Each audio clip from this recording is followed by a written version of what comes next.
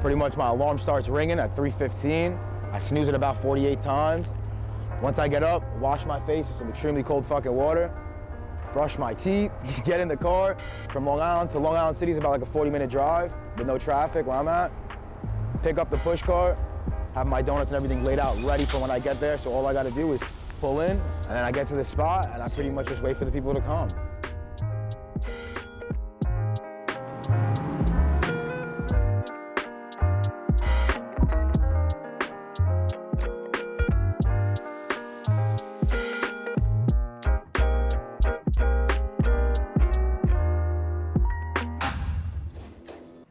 Is this owner? All right. What's going on, guys? My name is Petey from Petey's Cafe. I've been a push cart owner-operator for about 2 years now. Originally, I started as a kid with my father and my mother. My father did coffees and pastries. He was doing eggs for a little bit, but that absolutely killed him because he was doing it by himself. When you're making eggs and handling coffee and handling customers, it's not that good. So that destroyed him. And then he switched back over to coffee and donuts. My mom was strictly coffee and donuts. And when my grandfather came from Greece, he was doing hot dogs in Central Park. Pretty much all over Astoria. He was all over just doing his thing. My mom's from Karpenisi and my dad's from Agrinio. There was Fragista near Karpenisi and Iovlasios in Agrinio. So they're like an hour out of the cities. Very small population of like 400, 500. Very rural. You got goats walking around the fucking streets. They're shitting everywhere. Donkeys here and there. My parents, like in the summertime when I wasn't in school, like they were working this job, and now imagine two of them working the same type of hours. You can't take care of your kids. It's fucking damn near impossible, but you gotta survive. So they would save up money for me and my brother, and they would send us to Greece. From 7 to 17, 18, I was going by myself 3 months at a clip, every summer, 3 months at a clip. And I fell in love with that place. I fell in love with my grandparents. They're the ones that really raised me. They taught me how to be a man.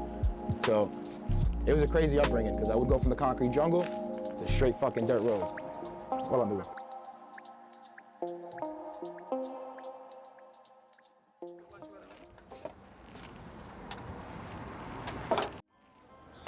Café, no? Uno y medio? Good morning, my love.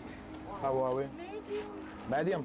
I try to remember people's names. I try to remember the coffee orders to make me feel like, remembered, because this is a big fucking city, bro. That's the #1 thing people want to feel remembered. Sugar cream, right? Aha, you see? I remember. Get it on. How are you, primo? Good? And I love it too when they come in with a smile on their face when I have their coffee order ready. Best coffee in New York. My brother, I appreciate you. Have a great day. 650, 650. You too, amigo. And I ain't even Spanish, bro.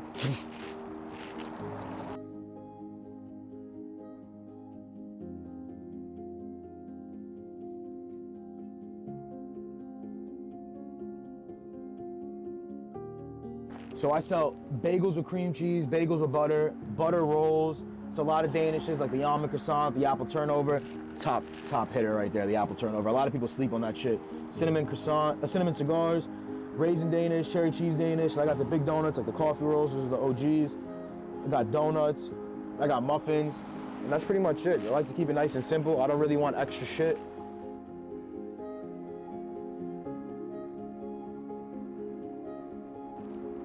I'll probably go through like 12, 13 gallons of coffee.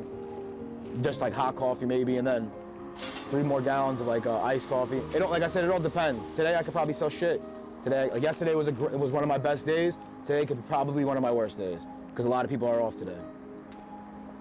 Iced coffee black is like the best way to drink it. When you start asking for like mocha lattes and matchas and shit like that, it gets my brain all fucked, and I'm like, I don't understand, just drink it. It's just I'm not a coffee nerd, I'm not a coffee connoisseur. I'm not over here measuring espresso shots and shit like that. I enjoy drip coffee because it's nice, quick, and easy, and I like the taste of coffee. I've been drinking coffee since I was like 14 years old.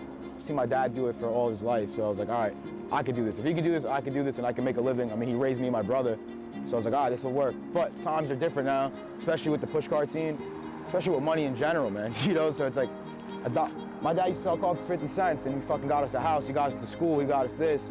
We were able to live a life back in the day. Now, I'm over here, double the price, I still can't survive. 2 kids, and it's like, nobody wants to change, right? So like, I'm in competition with everybody, and they don't want to change their prices. Like I told them, let's go $2 for a cup of coffee. They're charging $4 for a meat, like $4 for a small. Like we could raise our price a little bit, and we could actually survive off this and keep this as a thriving fucking business, the coffee and donuts. None of them want to do it. None of them want to do it, and they'll go and use cheaper quality stuff, everything cheap, cheap, cheap, cheap. Me, I'll buy the best of the best shit. because like I just don't care. Even if I make a little bit less money, I know that I'm giving them the best quality. And when I do raise my prices, it's not gonna be looked at differently. Just making it by, and it's like, I don't wanna just make it by, man. I wanna live a life, dude. I wanna be able to enjoy family time. You know, waking up at 3 a.m. in the morning every day, that shit gets to you, dude. Start fucking your mental up. Let me smoke this. I'm gonna smoke this. I'll leave you some. You wanna be in the movie?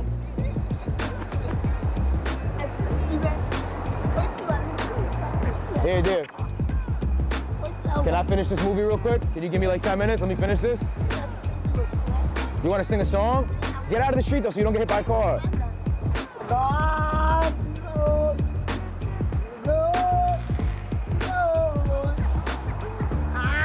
That's it. You did a great job. I got no cash, dude. You want a bottle of water? I'll give you a bottle of water. You look a little dehydrated. You're homeless and bleeding? Oh. I don't have any cash. I'm out here working. I'm trying to make some cash to feed my family. Can I ask somebody? I can't do that, dude. I can't disrupt my customers like that. But dude, I want to finish this movie before he leaves, all right? Yeah, all right. I don't know. Wait for what? With what? Some cash? You want some what? Some pads, you're bleeding. Go to the shelter over there, down the block, they got pads for you. I think if you ask them for pads, they'll give it to you, dude. Can you have a what? I can't really understand what you're saying. A Pepsi soda and a donut? I don't have any Pepsis. Why? I don't have soda. Dear, let me finish this movie, please. You have an amazing day.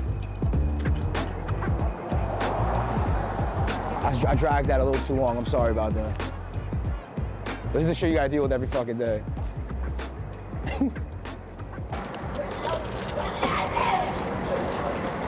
Yeah, that's something you learn in the streets. You learn how to handle people really well. You just let them go through their motions. They're gonna start tweaking the fuck out. The worst thing she could do is try to kiss me and now fucking throw up, you know? Like, there's really nothing else that she could possibly do to you. The homeless people, 9 times out of 10, they're suffering some type of mental illness.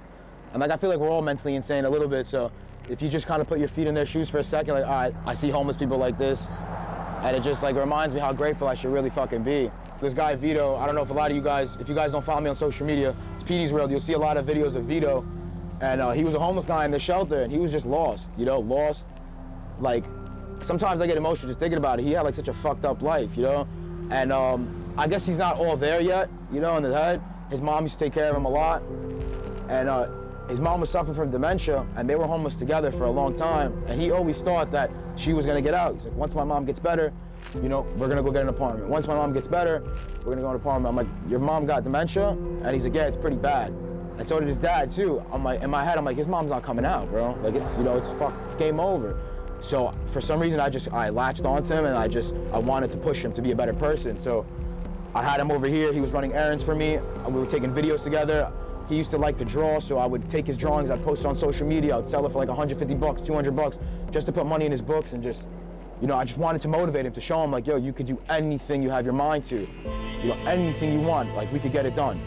So I used to have him outside here selling candy and water bottles, and he would get denied 100 times, but then he would get one person, and it would boost his mood. And like I said, he was moping around all the time. So I kind of put some confidence into him, and then one day, he went to go see his dad, and his dad was like pretty much almost, you know, whatever. And he came back here, and he was just, I've never seen somebody so defeated before. You know, I was scared for him. I'm like, dude, what's wrong with you? In my head, I'm just thinking this guy's on drugs now. You know, like, he probably got so sad he's on drugs, but he wasn't. He was just going through some type of depression that I don't think I've ever felt in my fucking life before. So I didn't even know how to help him. But then I called him after work, and then I was just, you know, giving him some words of wisdom, and I didn't see him for 6 months after that. And then he decides to call me. He found my number, I guess he found my number again, and he's in a hotel, he's got a job, he's making the movements. And we speak every other day. We talk every other day, and he just tells me about his little wins, and I just get fucking excited about it. you know? That was one of the craziest, I don't know, it was just a really, it's a cool experience. God put that in my path, you know? Humbling myself all the time. Builds your character. It's just tough shit over here. You have to have tough skin to be over here. Sometimes you need a little bit of chaos to understand what the fuck you really are. Everybody should come into New York and they should try it out. Even if it's in Queens, it doesn't really matter. As long as you're in the hub, you know, like, yeah, I think you should. You should learn different cultures. You should learn about different people. You should learn how people move, how people think. Like, this is the fucking melting pot. This is the holy place over here. This is where you really learn about people, you know? Good morning, boys. Give you a donut for $1? Yeah, brother. I'm not gonna give you a bag though, all right? Thank you, man. Have a good day. Have a great one, brother. Be safe. You know, when I see people in need, I like to help out. It's kind of my thing.